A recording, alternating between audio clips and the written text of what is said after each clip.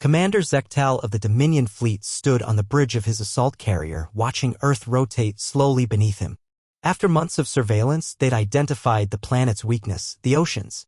71% of the surface, barely defended, home to primitive creatures and scattered human vessels. The land forces were formidable, but the seas? The seas would be their gateway to conquest. Begin aquatic deployment, he ordered, his tentacled appendage gesturing toward the blue expanse below. Target the deepest trenches first. We'll establish our bases where the humans can't reach. The Dominion had conquered 17 worlds this way. Their technology was designed for deep-pressure environments. Their ships could function as well in water as in space.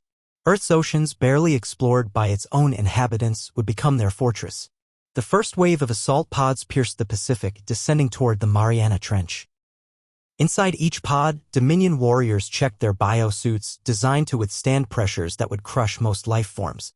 They were the apex predators of the galaxy's aquatic worlds. They were not prepared. At 30,000 feet below sea level, Squad Leader Voss noticed the first anomaly. The sonar readings were wrong. The ocean floor was moving. Command, we're detecting massive biomass signatures.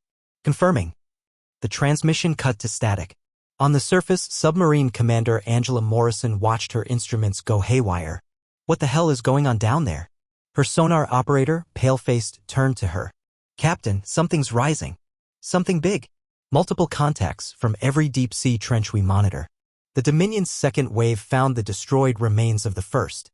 Assault pods torn open like tin cans, warriors missing, only traces of luminescent blood in the water.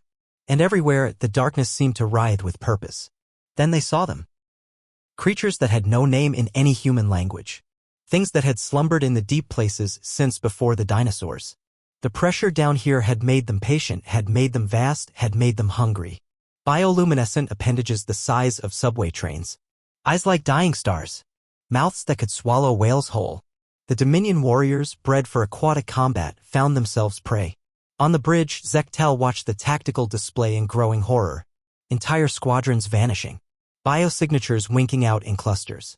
And rising from every trench on the planet, massive forms that defied classification.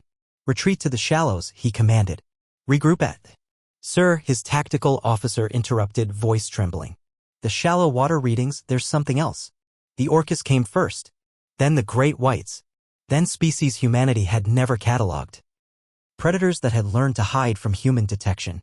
The oceans turned red with alien blood. But it was the whales that truly turned the tide. Pods of them moving with coordination that suggested intelligence far beyond what humanity had assumed. They sang, and their songs were weapons, frequencies that ruptured Dominion biosuits and organs alike. Deep beneath the Atlantic, something ancient stirred. The Dominion's presence had awakened things better left sleeping. Creatures from Earth's primordial past, when the seas were ruled by nightmares with too many teeth. They rose from trenches so deep that sunlight was just a theory, bringing the crushing darkness with them. Morrison's submarine surfaced amid the carnage. Alien bodies and technology floated everywhere, torn apart by Earth's native defenders.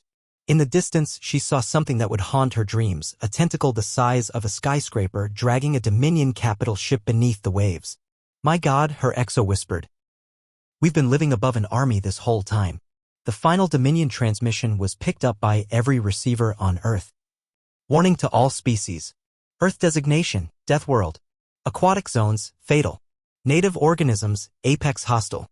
Do not attempt oceanic assault. Repeat, do not enter Earth's waters. The depths belong to them. Within hours, the invasion was over. The Dominion fled, leaving behind warnings on every galactic channel about Earth's oceans. The humans, they said, were dangerous enough. But they were nothing compared to what lurked beneath the waves. In the aftermath, world leaders quietly agreed to increase ocean conservation efforts dramatically. Not to protect the oceans from humanity, but to ensure humanity stayed in the good graces of what lived within them.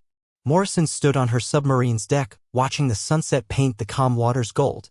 Somewhere below, ancient things returned to their slumber, satisfied that the oceans remained theirs. We always thought space was the final frontier, she murmured. Turns out, we've been living above it all along. The ocean, vast and unknowable, kept its secrets. And its guardians.